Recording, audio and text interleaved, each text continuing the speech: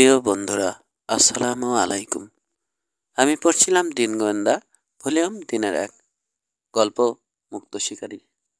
এখন শুরু করছি চতুর্থ অংশ বা শেষ অংশ। 10। পরদিন খুব ভোরে অন্ধকার থাকতেই উঠে পড়ল মোসা। তাড়াতাড়ি হাত মুখ ধুয়ে জিন্সের প্যান্ট পরে নিল, ধূসর সোয়েটার গায়ে দিল। তারপর চিনিকার পায়ে দিয়ে পা টিপে টিপে নেমে এলো নিচে রান্নাঘরে। যাই পাওয়া যায় কিছু মুখে দিয়ে বেরোবে। রান্নাঘরের টেবিলে পড়ে আছে একটা কালো সানগ্লাস। গত রাতে নিশ্চয় তার বাবা ফেলে গেছেন। চশমাটা নেবে কি নেবে না ভাবতে ভাবতেই গিয়ে ফ্রিজ খুলল। ঠান্ডা কেক ছাড়া আর কিছু নেই, তাই বের করে নিল গোটা দুয়েক। তারপর একটা গিলাসের দুধ ঢেলে নিয়ে এসে বসলো টেবিলে। চশমা পরলে কি তার চেহারা বদলে যাবে? তাকে দেখলে কি তখন চিনতে পারবে হারিকিরি? চশমাটা নেবে ঠিক করলো মোসা, দরকার হলে পড়তে পারবে। খাপশুদ্ধ চশমাটা নিয়ে বেরিয়ে এলো সে। ছাউনির তলায় রাখা আছে দুটো সাইকেল, তার মধ্যে একটা 10 গিয়ারের ইংলিশ রেসার, মোসার খুব প্রিয়। গত জন্মদিনে বাবা উপহার দিয়েছেন। সাইকেলটাকে খুব যত্ন করে সে। পুরনো সাধারণ সাইকেলটা সবসময় ব্যবহার করে, অন্যটা বের করে বিশেষ দরকার পড়লে। ঘন্টায় 30 মাইল গতিতে সহজেই চলতে পারে ইংলিশ রেসার, সর্বোচ্চ গতিবেগ ঘন্টায় 40। আদর করে সাইকেলটার গায়ে চাপ্পড় দিল মোসা। ঘোড়া প্রেমিক যেমন তার প্রিয় ঘোড়ার গায়ে চাপ্পড় দেয়। সামনে থেকে বের করে চড়ে বসলো। 10 মিনিটে পৌঁছে গেল লিটল টোকিওর সীমান্তে। রাস্তার ধারে গাছপালার আড়ালে সাইকেলটা পার করে একটা শেকড়ে বসলো সে। চোখ রাখলো হারিকিরির বাড়ির দিকে। ঠিক সময় এসেছে মনে হচ্ছে। গাড়ি বারান্দায় দাঁড়িয়ে আছে সবুজ ভ্যান, পোর্টিকোয় আলো জ্বলছে। পূব পাহাড়ের মাথায় সবে উকি দিয়েছে সূর্য। এই সময় নীল একটা সেদান এসে থামলো বাড়ির সামনে। একজন লোক নেমে হেঁটে গেল গাড়ি বারান্দার দিকে। কালো কোট, ডোরাকাটা প্যান্ট, মুখ ভর্তি দাড়ি গোঁফ। লোকটা রিচার্ড হ্যারিস ছাড়া আর কেউ না, মোসা শিওর। আলো খুব স্পষ্ট নয়, কিন্তু এতবার এই পোশাকে দেখেছে লোকটাকে, ভুল হতে পারে না তার। কালো চশমা পরেনি হ্যারিস, হাতে একটা বাক্স মতো জিনিস, সম্ভবত খবরের কাগজ মোড়া। ভ্যানের পেছনের দরজা খুলে প্যাকেটটা ভেতরে রাখলো সে। পোর্টিকোর আলো নিভে গেল। ভ্যানের দরজা বন্ধ করে ফিরে এলো হ্যারিস। সবুজ গাড়ি নিয়ে চলে গেল। আবার গাছে হেলান দিল মোসা। মিনিট 10 পরে হারিকিরির বাড়ি থেকে একজন জাপানি বেরিয়ে সবুজ ভ্যানের দিকে এগোলো। রবিনের মতোই দ্বিধায় পড়ল মোসা। কে লোকটা? হারিকিরি না তার সঙ্গী দোভাষী সেই জাপানি? মনে পড়ল কিশোর বলেছে। দোভাষীর পরনে ছিল চওড়া বেল্ট, জিন্সের প্যান্টে গ্রিজের দাগ। ভালো মতো দেখল মোসা, কিন্তু বেল্ট পরেনি এ লোকটা, প্যান্টেও দাগ নেই। তার মানে হারিকিরি। মোটা সুতির রংচটা পোশাক পরেছে, হাতে একটা ধাতব বাক্স, লাঞ্চ বক্স। গাছের আড়াল থেকে সাইকেল বের করে পিছু নেওয়ার জন্য তৈরি হলো মোসা। পেছনের দরজা খুলল না হারিকিরি, এমনকি পেছনের জানালা দিয়ে ভেতরেও চেয়ে দেখল না। ড্রাইভিং সিটে উঠে ইঞ্জিন স্টার্ট দিয়ে গাড়ি পিছিয়ে বের করে আনতে শুরু করলো। রাস্তায় সাইকেল নামালো মোসা। গাড়ি পথের শেষ মাথায় এসে ডানে মোড় নিল ভ্যান। তারপর সোজা ছুটে এলো মোসার দিকে। এটা আশা করেনি সে। তাড়াতাড়ি সাইকেল নিয়ে ঢুকে পড়লো আবার গাছের আড়ালে। সা করে ছুটে চলে গেল ভ্যান। আস্তে আস্তে 10 পর্যন্ত গুনল মোসা। তারপর গাছের আড়াল থেকে বেরিয়ে পিছু নিল গাড়ির। পাহাড়ি পথ ধরে শহরের দিকে ছুটে চলেছে ভ্যান। অনুসরণ করতে কোনোই অসুবিধে হলো না মোসার। মেইন স্ট্রিটে পড়ে আরো সুবিধে হয়ে গেল। একটা নির্দিষ্ট দূরত্ব বজায় রেখে পিছে পিছে চলল সে। কোস্ট রোডের দিকে মোড় নিল ভ্যান। গতি বাড়ছে ওটার, মুসাও বাড়াচ্ছে। সাইকেলটার গতি এভাবে পরীক্ষা করে দেখার সুযোগ হয়নি আগে। খুশি হলো সে। গাড়ির 100 গজ পেছনে থেকে প্যাডেল ঘুরিয়ে চলেছে দ্রুত, আরো দ্রুত। জেনাক্স রেস্টুরেন্টকে যখন পাশ কাটাচ্ছে 30, 35, 40। টপ গিয়ারে চলছে এখন সাইকেল। কয়েক মিনিট পর ওয়েস বিচ পেরোলো ওরা। এখানকার সৈকতে ক্যাম্প করার অনুমতি আছে, তবে আগুন জ্বালানো নিষিদ্ধ। ঝকঝকে বালিতে কয়েকটা তাঁবু খাটানো। একটা তাঁবু থেকে একটা মেয়ে বেরিয়ে এলো। মশার দিকে হাত নাড়ল। কি ব্যাপার, পরিচিত কেউ নাকি? কিন্তু ভালো মতো খেয়াল করার সময় এখন নেই তার। ওয়েস্ট বিচের মাইল দুয়েক দূরে সাগরের দিকে মন নিয়েছে রাস্তাটা। দূরে সাগরের দিকে তাকালো সে তৃষ্ণিত নয়নে। বড় বড় ঢেউ ভাঙছে। গিয়ে ঝাঁপিয়ে পড়ার ইচ্ছেটা অনেক কষ্টে রোধ করলো। চোখ ফিরিয়েই চমকে গেল। সহসা ব্রেক চেপে ধরায় তীব্র প্রতিবাদের ঝড় তুলল সাইকেলের টায়ার। কর্কশ আর্তনাদ করে পিছলে গেল কয়েক গজ। ঝাঁকুনি দিয়ে থেমে দাঁড়ালো। ভ্যানের পেছনের লাল লাইট জ্বলছে আর নিভছে, হুঁশিয়ার করে দিচ্ছে পেছনের যানবাহনকে। হ্যান্ডেল চেপে ধরে সিটেই বসে রইল মশা। সামনে থেমে গেল ভ্যান।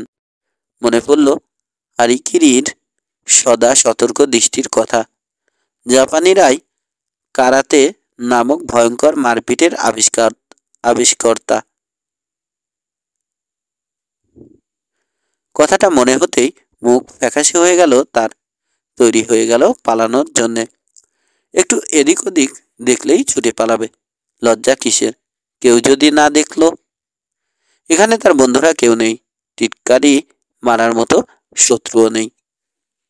শুটকিটারির কথা মনে পড়ল হঠাৎ করেই।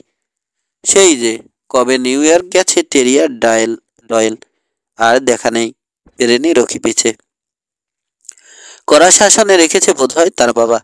শুটকিকে পছন্দ করে না তিন গোয়েন্দা, কিন্তু ও না থাকলে জমেও না। চলতে শুরু করেছে সবুজ ভ্যান। ধীরে ধীরে এগিয়ে মন নিল বায়ে। সাগরের দিকে চলে গেছে একটা সরু পথ। এতক্ষণ দেখেনি মুসা, খেয়ালই করেনি। সাবধানে প্যাডাল ঘোরালো সে। থেমে গেল মোড়ে এসে। গজ 30 দূরে একটা পার্কিং লটে গিয়ে শেষ হয়েছে সরু পথ। তারপরে মোটা কাঁটাতারের বেড়া, গেট। তার ওপাশে কাঠের এক গুচ্ছ ঘুরে। পার্কিং লটে থামলো সবুজ ভ্যান।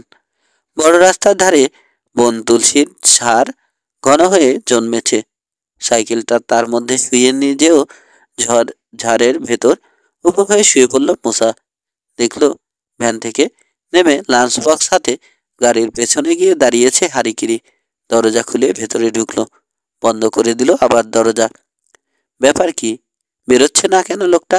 এত দেরি করছে কি ভেতরে? কাপড় বদলাচ্ছে? না, বদলায়নি। আগের পোশাকেই বেরিয়ে এলো হারিকিরি, হাতে লাঞ্চ বক্স। দুহাতে ধরে সেটা সামনে বাড়িয়ে রেখে এগোলো গেটের দিকে। কাঠের একটা কুড়ি থেকে বেরিয়ে এলো একজন লোক, পরনে খাকি ইউনিফর্ম। পুলিশ নয়, সিকিউরিটি গার্ড গোছের কিছু হবে আন্দাজ করলো মুসা। কাঁটাতারের পাল্লা খুলে দিল গার্ড। ভেতরে ঢুকলো হারিকিরি। আবার পাল্লা লাগিয়ে তালা আটকে দিল গার্ড। গাড়ির শব্দে ফিরে তাকালো মুসা। বড় রাস্তা ধরে ছুটে আসছে একটা পিক আপ। আরো ঘন ঝোপের ভেতরে ঢুকে গেল সে, যাতে গাড়ির লোকের চোখে না পড়ে। মোড় নিয়ে সরু রাস্তায় নেমে কাঁটাতারের বেড়ার দিকে এগোলো পিক আপটা। পার্কিং লটে থামলো। সামনে থেকে নামলো দুজন, পেছন থেকে দুজন। চারজনই জাপানি। সবার হাতেই একটা করে লাঞ্চ বক্স। এগিয়ে গেল গেটের দিকে। তালা খুলে চারজনকেই ভেতরে ঢুকতে দিল গার্ড। কি ধরনের এলাকা এটা? অবাক লাগছে মুসার। এত কড়াকড়ি কেন? কয়েকটা কাঠের কুড়ে ছাড়া আর তেমন কিছু তো চোখে পড়ছে না। কুড়েগুলোর পরে বেশ অনেকখানি ছড়ানো সমভূমি সাগরে গিয়ে মিশেছে। কোনো গাছপালাও দেখা যাচ্ছে না ওখানে। আরে না, সমভূমি তো নয়। ভালো মতো লক্ষ্য করতেই বুঝলো মুসা, বিশাল এক কৃত্রিম হ্রদ। খুদে উপসাগরও বলা চলে। খাল কেটে সাগরের পানি ঢোকার ব্যবস্থা হয়েছে। খালে পাথরের নিচু বাঁধ। হ্রদের পানির কয়েক ইঞ্চি উপরে কাঠের অনেকগুলো শাখো। একটার উপর আরেকটা আড়াআড়ি ফেলে তৈরি হয়েছে অগুন্তি চারকোনা খোপ। অনেক উপর থেকে দেখলে মনে হয় চেক কাটা বিছানার চাদরের মতো। ওই শাখোতে উঠল গিয়ে জাপানিরা। এক একজন এক এক দিকে ছড়িয়ে পড়ল। খোপের কিনারে উবু হয়ে বসে টেনে তুলল দড়িতে বাঁধা খাঁচা একের পর এক। খাঁচায় কি আছে দেখতে পাচ্ছে না মূসা, তবে জাপানিরা যে গভীর আগ্রহে দেখছে এটা বোঝা যাচ্ছে। খাঁচার ভেতর থেকে কিছু বের করছে ওরা, তারপর কিছু একটা করছে। হারিকিরিকে চেনা যাচ্ছে না এখান থেকে, তবে ওই 5 জনেরই কোনো একজন সে, তাতে সন্দেহ নেই। আধ ঘন্টা ঝোপের ভেতর পড়ে রইল মূসা, কিছুই ঘটল না, কিছুই বদলালো না। বেড়ার ভেতরে 3 জন গার্ড দেখা যাচ্ছে, টহল দিচ্ছে। জাপানিরা তাদের খাঁচা নিয়ে ব্যস্ত। খানিক পর পর একটা করে খাঁচা নামিয়ে দিয়ে নতুন আরেকটা টেনে তুলছে। ওদের মাথার উপর ঘন ঘন চক্কর দিচ্ছে সিগাল আর পায়রার ঝাঁক। এটা স্বাভাবিক দৃশ্য। এদিককার উপকূলে ওই পাখি না থাকাটাই বরং অস্বাভাবিক। আরো অপেক্ষা করে লাভ নেই, কিশোরকে জানানো দরকার। আসার সময় দেখেছে মাইলখানেক দূরে একটা পেট্রোল স্টেশন আছে। ঝোপ থেকে সাইকেল বের করে চড়ে বসলো মূসা। একবার বাসতেই ওপাশ থেকে রিসিভার তুলল কিশোর, খুলে বলল সব। মূসা জানালো এখন উইলস বিচের মাইলখানেক দূরে রয়েছে। কিশোর আর রবিনের জন্য এখানে অপেক্ষা করবে সে। সাইকেলটা দারুণ। উচ্ছ্বসিত প্রশংসা শুনে ফিরে চাইল মূসা। তার চেয়ে বছর 2-1 বড় একটা ছেলে চকচকে চোখে দেখছে ইংলিশ রেসারটাকে। স্টেশনের এক কর্মচারী ধন্যবাদ জানালো মূসা। পাশে বসে বলল ছেলেটা। মূসার মতোই সাইকেলের ভক্ত, বোঝা গেল কয়েকটা কথা বলেই। বেশ ভালোই জমলো ওদের আলোচনা। সাইকেল সম্পর্কে যথেষ্ট জ্ঞান ছেলেটার, বক বক করে চলল এক নাগারে। একসময় মূসার মনে হলো তাই তো, খালি সাইকেল কেন, আরো তো কিছু জানা যেতে পারে ছেলেটার কাছে। জিজ্ঞেস করতে দোষ কি? আচ্ছা, মূসা বলল, মেইন রোড থেকে একটা সরু পথ নেমে গেছে না সাগরের দিকে? ওই তো মাইলখানেক দূরে, কাঁটাতারের বেড়া, গার্ড। ব্যাপারটা কি বলো তো? শুনেছি ঝিনুকের খামার। কয়েক বছর আগে এক ধনী জাপানি করেছে ওটা। বিরাট দিঘি খুঁড়ে তাতে সাগরের পানি ঢোকার ব্যবস্থা করেছে। ওখানে নাকি ঝিনুকের চাষ করে।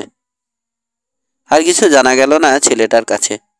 জানে কিনা জিজ্ঞেস করার সুযোগও অবশ্য হলো না মূসার। গাড়ির ভিড় বেড়েছে, পেট্রোল নিতে ঢুকছে সবারই তারা। দিতে একটু দেরি হলেই রেগে যাচ্ছে। হাত থেকে পাম্প রাখারই সময় পাচ্ছে না ছেলেটা। কিশোর আর রবিন পৌঁছে গেল। পরিশ্রমে লাল দুজনের মুখ, ঘামছে, হাঁপাচ্ছে। আরো দুটো কোকা কলার টিন আনতে গেল মূসা। ইতিমধ্যে ফোয়ারার পানিতে হাত মুখ মাথা ভিজিয়ে নিল কিশোর। 3 জনে গিয়ে বসলো আবার ছায়ায়। পেট্রোল স্টেশনে ছেলেটাকে জিজ্ঞেস করে যা জানা গেছে কিশোরকে জানালো মূসা। ঝিনুকের খামার, চিন্তিত ভঙ্গিতে বলল Kishore. Security guard Richard Harris. বাদামি কাগজে মোড়া বড় প্যাকেট। কাজের কাজ করেছ মূসা, তাই নাকি? তা কি করেছি বলো না শুনি। আমি তো ছাই কিছুই বুঝতে পারছি না, জবাব দিল না গোয়েন্দা প্রধান। উঠে দাঁড়ালো। চলো যাই, লুকানোর ভালো একটা জায়গা খুঁজে বের করতে হবে। ওরা কি করে দেখব। এক সারিতে সাইকেল চালালো 3 গোয়েন্দা। কয়েক মিনিট পরে পৌঁছে গেল সরু রাস্তা আর বড় রাস্তার মিলনস্থলে। এমন একটা জায়গা খুঁজে বের করলো যেখানে তুলসীর ঝাড়ে লুকিয়ে থেকে সরু পথ, বড় রাস্তা আর ঝিনুকের খামারের উপর একসঙ্গে চোখ রাখা যায়। বিনকিউলার নিয়ে খানিকক্ষণ দেখে বলল কিশোর। তারের বেড়ার জন্যে স্পষ্ট দেখা যাচ্ছে না। ঝিনুক নিয়ে ওরা কি করছে বোঝা যায় না। ঝিনুকগুলো খুলছে মনে হচ্ছে। অনেক উপরে উঠেছে সূর্য, কড়া রোদ।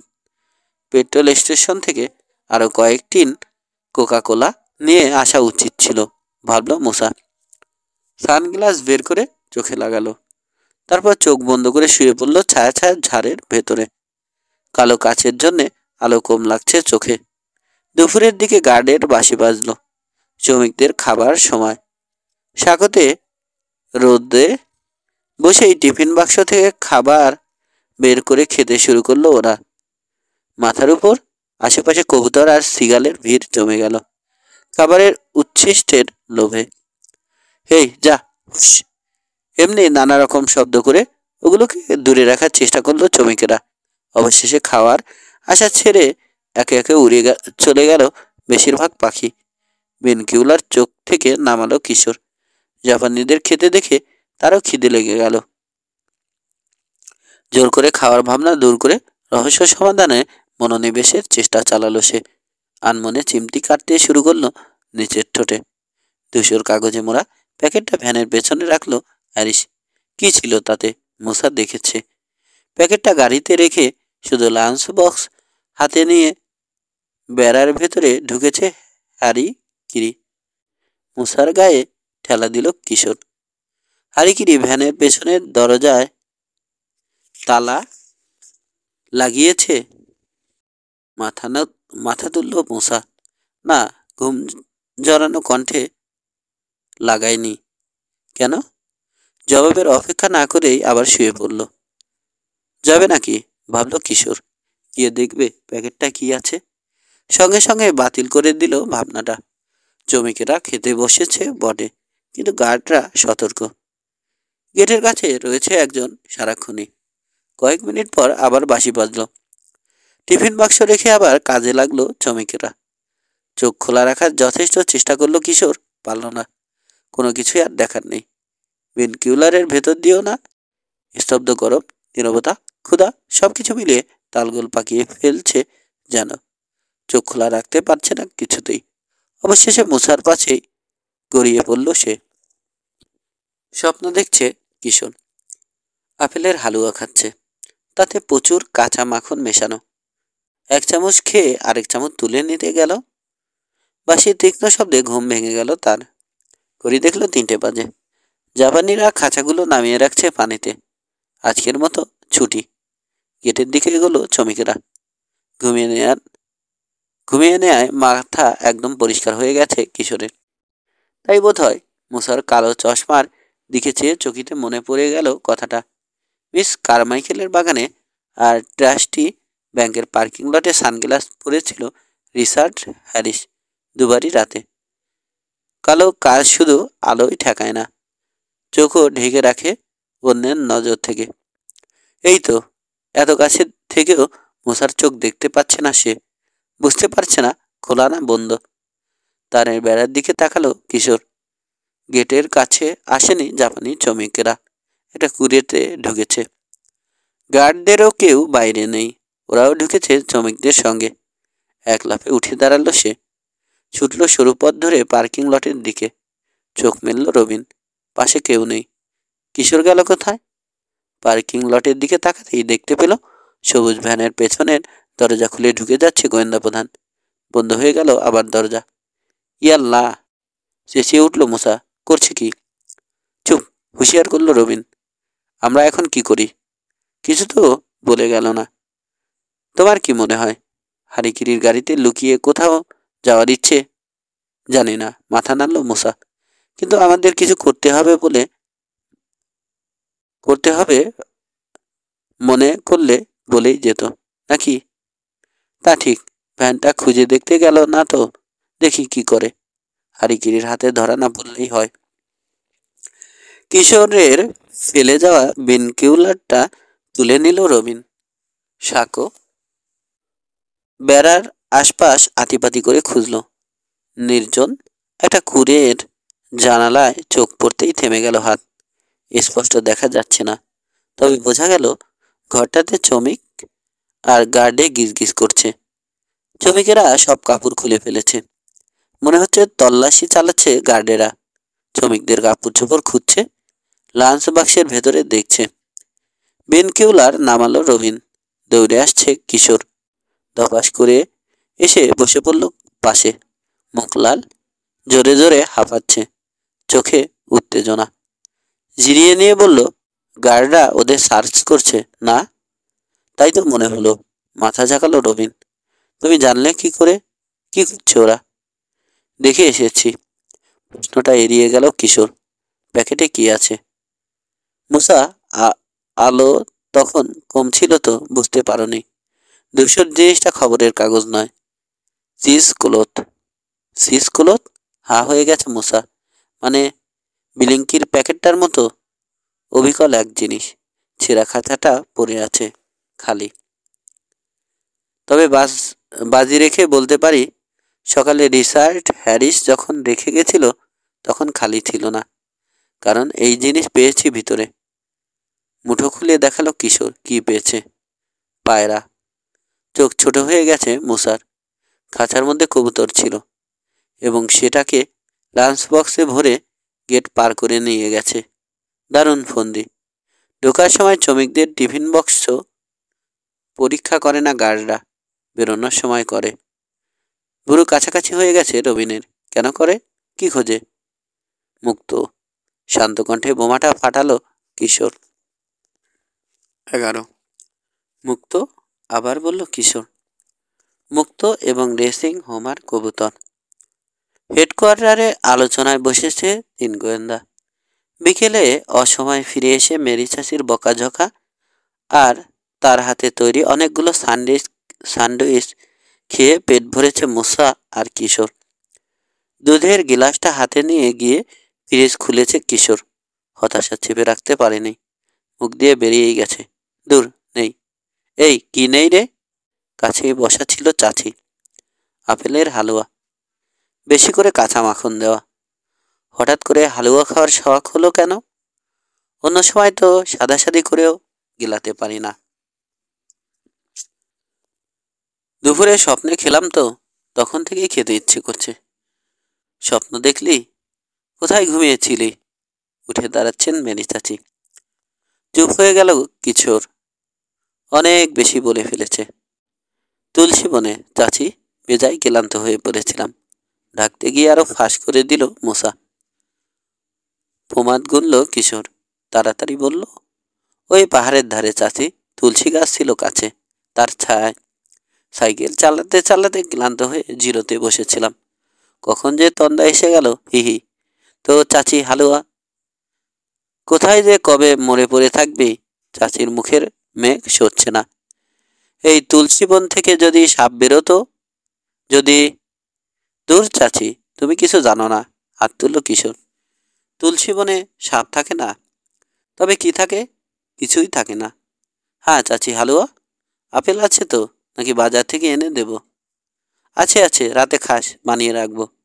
তবে কথা দিতে হবে। তুলসী বনে? ঠিক আছে চাচি, আর যাব না, যাও। এক চুমুকে বাকি দুটুকু খেয়ে মুসার হাত ধরে টেনে নিয়ে বেরিয়ে এসেছে কিশোর। চাচি আর কিছু বলার আগেই সোজা এসে ঢুকেছে দুজনে হেডকোয়ার্টারে। রবিন পরে এসেছে। কিশোরের অনুরোধে লাইব্রেরিতে গিয়েছিল দুটো বই আনতে। পথে রেস্টুরেন্টে খেয়ে এসেছে। হ্যাঁ, রবিনের দিকে ফিরে জিজ্ঞেস করলো কিশোর, মুক্ত চাষের ব্যাপারে কি লিখেছে বইতে? মূল্যবান পাথরের উপর লেখা বইটা খুলল রবিন। ভেতরে এক পাতা আলগা কাগজ, তাতে নোট লিখেছে সে। হ্যাঁ, মুক্তোর চাষ। স্প্যাট মানে শিশু ঝিনুক জোগাড় করে খাঁচায় ভরে পানিতে ডুবিয়ে রেখে দেয়া হয়। ওগুলোর বয়স যখন 3 বছর হয়, তুলে ফাঁক করে ভাঙা এক কণা মুক্ত ফেলা হয় ভেতরে। তারপর ঝিনুকগুলোকে আবার খাঁচায় ভরে ডুবিয়ে রাখা হয় পানিতে। শক্ত পাথর অন্তের কাছের বিশেষ থলিতে আটকে খুব যন্ত্রণা দেয় ঝিনুককে। আপনা আপনি এক ধরনের রস বেরিয়ে তখন লাগতে থাকে কণাটার সঙ্গে, শক্ত হয়ে জমতে থাকে। এভাবেই ধীরে ধীরে বড় হতে থাকে কণাটা। পূর্ণাঙ্গ মুক্তোর রূপ নেয় একসময়। 3 থেকে 6 বছর লাগে একটা মুক্তো তৈরি হতে। কণাটার চারপাশে ব্যান্ডেজের মতো জড়িয়ে যায় রস, না? মুসা বলল। খুব নিষ্ঠুর মনে হচ্ছে। বছরের পর বছর প্রাণীগুলোকে এভাবে জ্যান্ত রেখে কষ্ট দেয়া। মানুষের কাজই তো এরকম। ওই যে জোরজার মুল্লুকদার। হ্যাঁ, আবার নোট পড়ায় মন দিল রবিন। মুক্তো বড় হলে ঝিনুকের ভেতর থেকে বের করে নিয়ে পাঠানো হয় বাজারে। কালচার্ড মুক্তোর ব্যবসা জাপানেই বেশি। বড় বড় ফার্ম গড়ে উঠেছে। কালচার্ড হলে কি হবে, দাম কম না, কোনোটা কয়েকশো ডলারও ওঠে। আচ্ছা, কালচার্ড বলে কেন এগুলোকে? জিজ্ঞেস না করে পারল না মুসা। সভ্য কিংবা সংস্কৃতি মোনা ঝিনুকের ভেতরে জন্মায়। মুসার মোটা বুদ্ধি দেখে হতাশ ভঙ্গিতে ঠোঁট উল্টালো কিশোর। না না, অধৈর্য হলো না রবিন। কৃত্রিম বলে এই নাম রাখা হয়েছে। ও, মাথা দোলালো মুসা। মুক্তোর ফার্মেই কাজ করে তাহলে হারিকিরি? পেছনে বাকবাকুম শুনে ফিরে দেখলো তার দিকে চেয়ে আছে টম। জালের ফাঁক দিয়ে আঙুল ঢুকিয়ে পাখিটাকে আদর করলো সে। এজন্যই ওখানে গার্ডের এত করা করি, মুক্ত যাতে চুরি হতে না পারে, তাই না কিশোর? তাই। চেয়ারে হেলান দিল কিশোর। ঢোকার সময় শ্রমিকদের তল্লাশি করা হয় না। তাতেই আইডিয়াটা খেলেছে হারিকিরি আর হ্যারিসের মাথায়। সহজ ফন্দি, মজাটাই ওখানে। বেশি সহজ হওয়াতেই ধোকা খাচ্ছে গার্ডেরা। খাঁচায় ভরে একটা রেসিং হোমারকে ভ্যানে রেখে দিয়ে আসে হ্যারিস। ফার্মে ঢোকার আগে খাঁচা থেকে পাখিটাকে বের করে লাঞ্চ বক্সে ভরে নেয় হারিকিরি। চুপ করল সে। অপেক্ষা করছে অন্য দুজন। ঝিনুকে ভালো মুক্তা পেলে সেটা রেখে দেয় হারিকিরি। আবার বলল কিশোর। লাঞ্চের সময় বাক্স থেকে কবুতরটাকে বের করে তার পায়ে ঝিনুক বেঁধে দেয় কোনোভাবে। হয়তো ছোট থলি টলিতে ভরে বা অন্য কোনোভাবে। আশপাশে এত পাখির ছড়াছড়ি, বিশেষ কবুতরটাকে খেয়ালই করে না গার্ডেরা।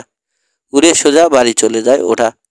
তখন খুলে নেয় রিচার্ড হ্যারিস। বুঝলাম, বলল রবিন। লাঞ্চের আগে ভালো মুক্ত পাওয়া না গেলে একটা মেসেজ বেঁধে কবুতর ছেড়ে দেয় হারিকিরি। জাপানি ভাষায় মেসেজটাতে লেখা থাকে, আজ মুক্ত নেই। যেরকম পেয়েছি আমরা, দু আঙুলা কবুতরটার পায়ে বাঁধা। কিন্তু থামল সে। কিছু একটা ভেবে অবাক হচ্ছে। খাপে খাপে মেলাতে পারছে না বোধ হয়। আবার বলল, কিন্তু কিন্তু ওটা রিসার্চ হ্যারিসের নয়। রবিনের কথাটা শেষ করলো কিশোর। পিলিংকির, এই তো। অন্তত চেনাক্স রেস্টুরেন্টে তার কাছে ছিল ওটা। খাঁচাটাও হ্যারিসের কবুতরের খাঁচার মতো, একই ধরনের সিস ক্লথে মোড়া। হাত বাড়ালো সে। দেখি অন্য বইটা দাও। দ্বিতীয় যে বইটা লাইব্রেরি থেকে নিয়ে এসেছে রবিন, ওটা আসলে ম্যাপ। দক্ষিণ ক্যালিফোর্নিয়ার রোড অ্যাটলাস। পাতা উল্টে স্মল স্কেলের একটা ম্যাপ বের করলো কিশোর। তাতে রকি বিচ আর সান্তা মনিকার বিভিন্ন পথ দেখানো রয়েছে। অন্য দুই গোয়েন্দাও প্রায় হুমড়ি খেয়ে পড়ল ম্যাপের উপর। এই যে, এটা উইলস বিচ। ম্যাপের এক জায়গায় আঙুল রাখলো কিশোর। ঝিনুকের খামারটা হবে এখানে। আর রিচার্ড হ্যারিসের বাড়ি উপকূল বরাবর। ধীরে ধীরে আঙুল সরালো কিশোর। রকি বিচে এসে থামল। এই যে, এখানে। ফোন গাইডে তার ঠিকানা পেয়েছি। এটা হলো গে শহরের পশ্চিম সাইড। ডয়ার থেকে একটা রুমাল বের করে ফার্ম আর রিসার্ডের বাড়ি এই দুটো পয়েন্টের উপর রাখলো কিশোর। কি বোঝা যায়? সরাসরি আকাশপথে পথ, বেশিরভাগটাই সাগরের উপর দিয়ে, বলে উঠল মুসা। ফার্ম থেকে হ্যারিসের বাড়ি 6 মাইল। রেসিং হোমারের জন্য বড়জোর 6 মিনিটের পথ। মুসার মুখের কথা কেড়ে নিয়ে বলল রবিন। দুপুরে বাড়ি গিয়ে হ্যারিসকে মোটেই অপেক্ষা করতে হয় না। মুক্ত কিংবা মেসেজ পেয়ে যায়। কিন্তু তাহলে মিস কারমাইকেলের বাগানে কবুতর মরে কি করে, মানে রেসিং হোমারের লাশ পাওয়া যায় কিভাবে? প্রশ্ন রাখলো মুসা। তার বাড়ি তো শহরের পূব ধারে। ম্যাপে আঙুল রাখলো। এই যে, এখানে। রিচার্ডের বাড়ি থেকে অনেক দূরে। কোর্স থেকে এতখানি সরে গিয়েছিল 2 আঙুলা। হ্যারিসের বাড়িতে যায় ভাবলে সেটা মনে হবে। রুলার সরিয়ে ফার্ম আর মিস কারমাইকেলের বাড়ির উপর রাখলো কিশোর। কিন্তু যদি এখানে যায়? ম্যাপের আরেক জায়গা নির্দেশ করলো সে। শান্তা মনিকা, বিড়বিড় করল রবিন। বিলিংকির বাড়িতে? মুসা বলল। হতে পারে। রবিনের মনে পড়ল বিলিংকি বলেছিল সে শান্তা মনিকায় থাকে। সুতরাং আগের কথার খেই ধরল কিশোর। 2 আঙুলার মালিক যদি বিলিংকি হয় আর বাড়ি যেতে চায় কবুতরটা, তাহলে মিস কারমাইকেলের বাগানের উপর দিয়ে যেতে হবে। ধরে নিতে অসুবিধে নেই বাজের কবলে পড়েছে ওটা তখনই। টেবিলে বার 2 টোকা দিল সে। আর আমার মনে হয় দু আঙুলাই প্রথম মারা পড়েনি। বিলিংকির আরও কবুতর মারা পড়েছে মিস কারমাইকেলের বাগানে। মহিলা বলেছেন 1 মাসে তাকে 3টে মুক্ত এনে দিয়েছিল হীরা। পেল কোথায় পাখিটা? নিশ্চয় বাগানে। মরা কবুতরের পায়ে বাঁধা, ঠুকরে ঠুকরে কোনোভাবে খুলে নিয়ে গেছে মনিবকে উপহার দিতে। মিলছে, একমত হলো মূসা। ম্যাপ বই বন্ধ করলো কিশোর, ভুরু কোচকালো। মেলে, যদি হ্যারিস আর বিলিংকি পার্টনার হয়, তাহলে একদিন হ্যারিসের কবুতর ব্যবহার করবে, আরেকদিন বিলিংকির। আর তাহলেই শুধু হ্যারিসের আজব ব্যবহারের একটা অর্থ করা যায়। বিলিংকির পাখি মারা পড়ায় পার্টনার হিসেবে সেও উদ্বিগ্ন হয়ে উঠেছিল। রাতের বেলা তদন্ত করতে গিয়েছিল মিস কারমাইকেলের বাগানে। আমাকে দেখে ভেবেছিল আমিই খুনি, তাই রাগ সামলাতে না পেরে বাড়ি মেরে বসেছে। মাথা নাড়ল সে, নিজের কথাই যেন বিশ্বাস করতে পারছে না। তারপর মিস কারমাইকেলের কাছে শুনলাম আমরা তাকে সাহায্য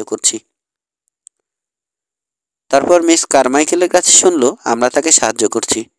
তখন খাতির করার চেষ্টা করলো আমাদের সঙ্গে, ডেকে নিয়ে গিয়ে খাওয়ালো, পাখির খুনিকে ধরে দেওয়ার জন্য উৎসাহিত করলো। ধরে নিতে হয়, সে চাইছিল মিস কারমাইকেলের পাখি খুনের তদন্ত করতে গিয়ে বিলিংকির কবুতর কিভাবে মারা গেছে সেটা বের করি আমরা। আবার মাথা নাড়ল সে, কিন্তু বিলিংকি আর হ্যারিস বন্ধু হতে পারে না। কেন? সঙ্গে সঙ্গে কথাটা ধরল রবিন। পারে না কেন? ঠোঁট কামড়াল কিশোর।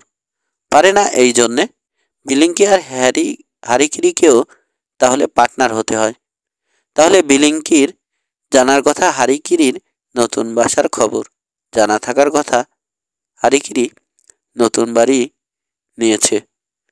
স্ন্যাক্স রেস্টুরেন্টে বসে থেকে অনুসরণ করার দরকার পড়তো না। সবুজ ভ্যানের পিছু নিয়ে গিয়ে লুকিয়ে দেখে আসার দরকার পড়তো না কোথায় বাড়ি নিয়েছে হারিকিরি। উঠে দাঁড়ালো কিশোর। বাড়ি যাও তোমরা, রাতে বাইরে কাটানোর অনুমতি নিয়ে এসো, 2 ঘন্টার মধ্যে ফিরে আসবে। পিপিং ব্যাগ নিয়ে আসবে সঙ্গে করে। কেন? রবিন আর মূসা দুজনেই জানতে চাইল। কাল সকালে হারিকিরির জন্য তৈরি থাকতে পারবো আমরা। আবার কি করতে হবে? প্রশ্ন করল মূসা। অনুসরণ? না, মাথা নাড়ল কিশোর। কেসটা সমাধান করব খুব সহজ উপায়ে। খাঁচার দিকে তাকালো সে। টমকে দিয়ে ফাঁদে ফেলবো বিলিংকিকে। 12। ব্যাগের ভেতরে নড়ে চড়ে উঠল কিশোর।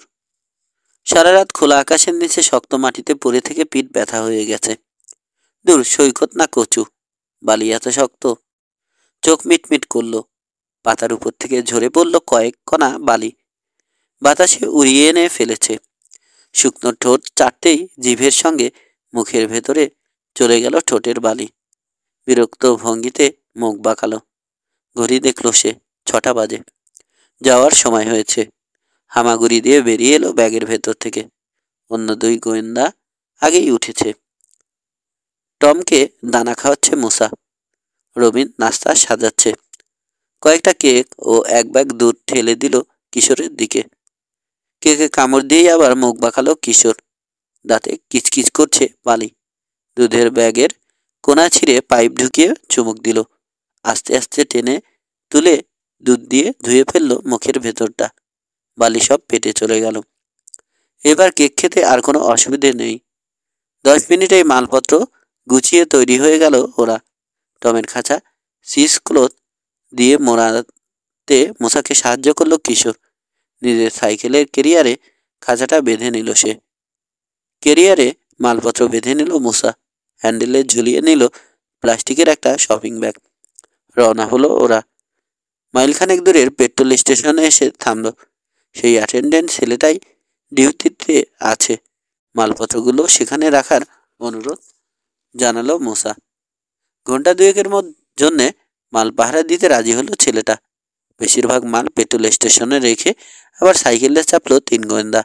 পাহাড়ি পথ ধরে উঠে গেল 8 মাইল ঝিনুকের ফার্মের দিকে। আগের দিনেই সুবিধে মতো একটা জায়গা বেছে রেখেছে কিশোর। বড় রাস্তাটা যেখানে মোড় নিয়েছে তার পাশে ঘাসে ঢাকা চওড়া 1 ফালি জমি আছে। তাতে তুলসী গাছের বড় বড় ঝোপঝাড়। ঝোপের ভেতরে সাইকেল শুয়ে রাখলে রাস্তা থেকে দেখা যাবে না। লুকিয়ে ফেলল মুসা আর রবিন। কেরিয়ার থেকে খাঁচাটা খুলে নিয়ে কিশোরও সাইকেল লুকালো।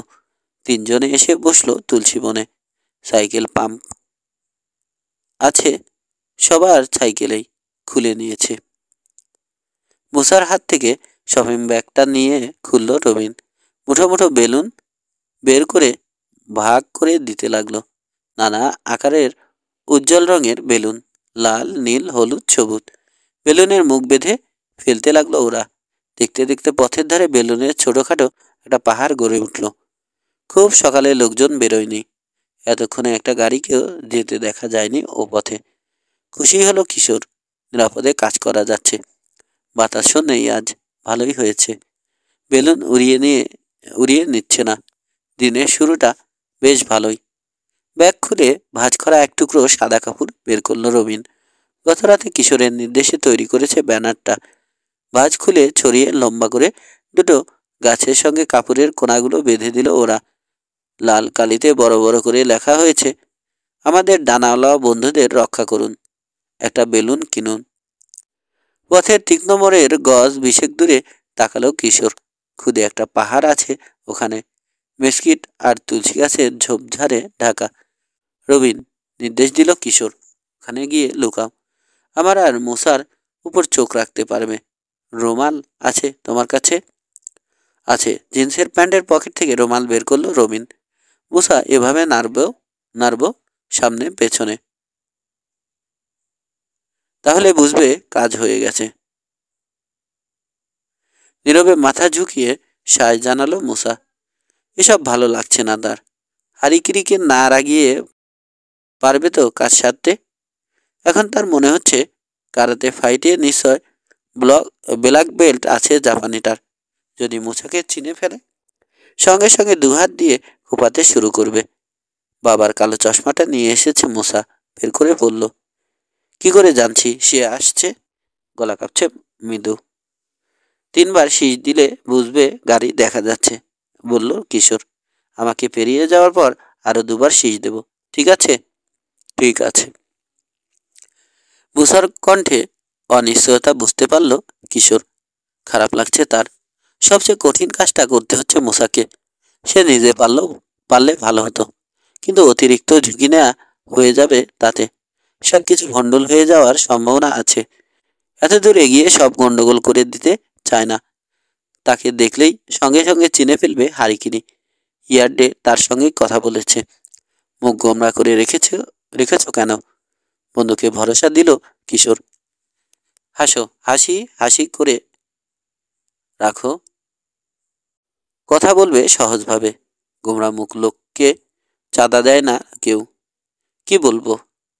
যা মুখে আসে। বেটা ইংরেজি বোঝে না। আচ্ছা। জোরে নিঃশ্বাস ফেলল মুসা। ঘড়ি দেখল কিশোর। সময় হয়ে গেছে। ছোট পাহাড়টায় উঠে ঝোপের আড়ালে লুকিয়ে বসলো রবিন।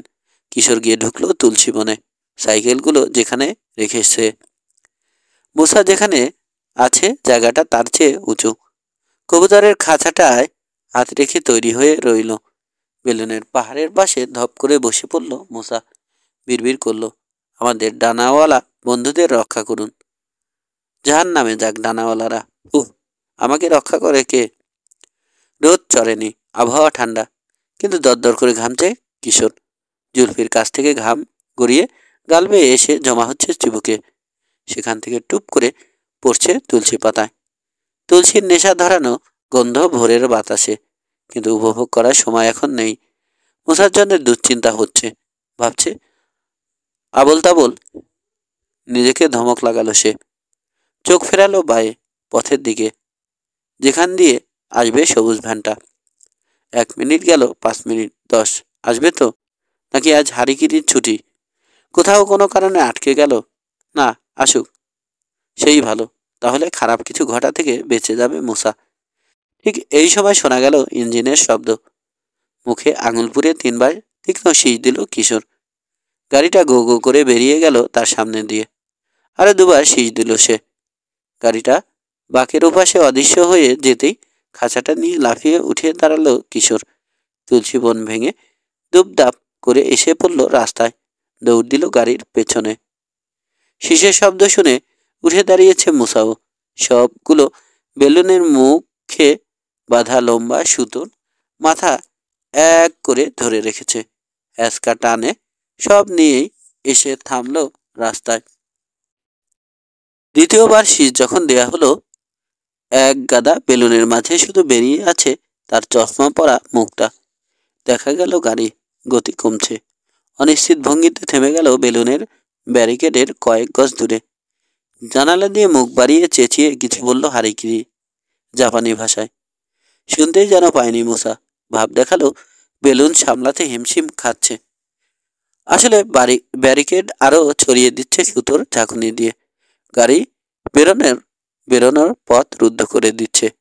হালকা বাতাসে রঙিন একটা দেয়াল গজিয়েছে যেন পথের উপর।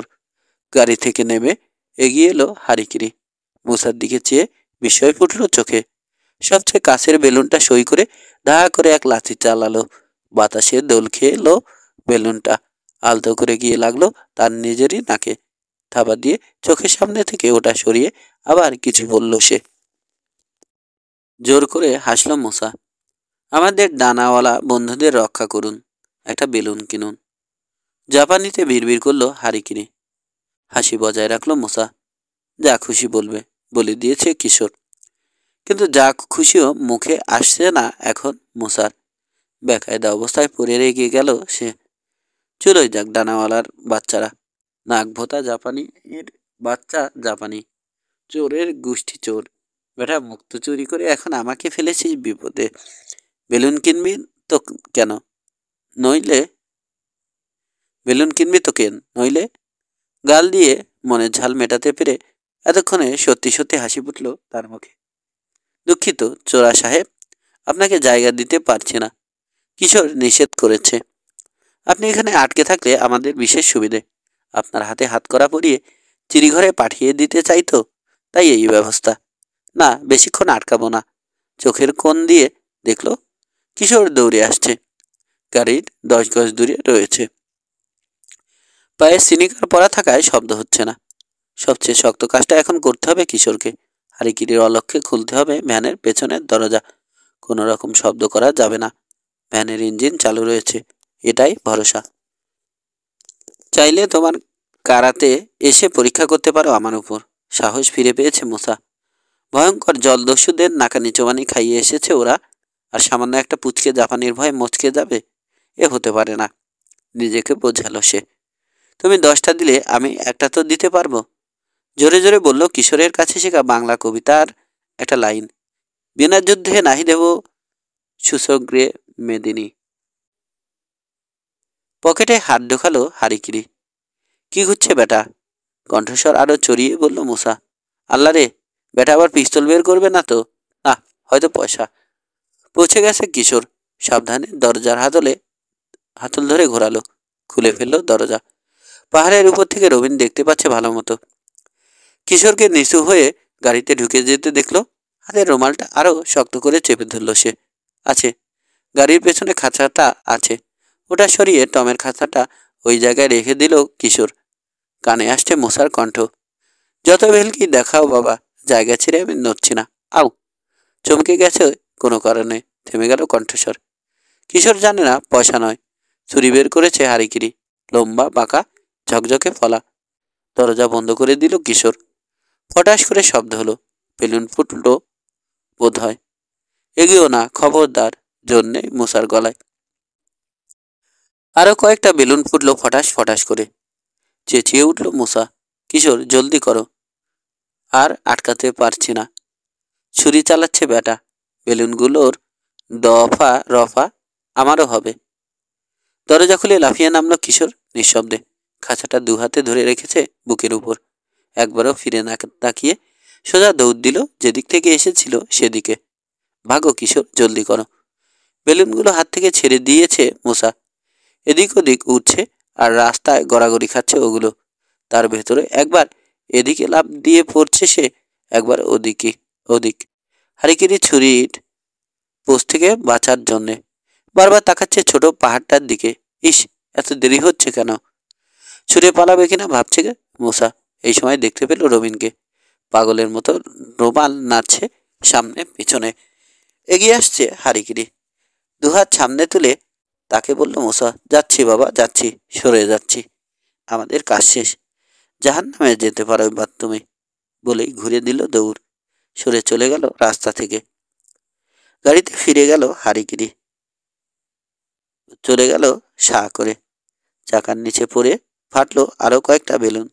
ধপ করে বসে পড়ল মুসা তুলসী বনের ধারে, হাঁপাচ্ছে। খাঁচা হাতে ঝোপ থেকে বেরিয়ে এলো কিশোর, কাছে এসে মুসার কাঁধে হাত রেখে শুধু বলল, থ্যাংক ইউ। রবিনও এসে দাঁড়ালো। মুসা, তোমার হয়নি তো কিছু? পোস্টোস লাগেনি? গেছে, তবে আমার বুকের ধরপড়ানি বোধ হয় আর কোনোদিনও যাবে না। পার্মানেন্ট রোগ বাঁধালাম।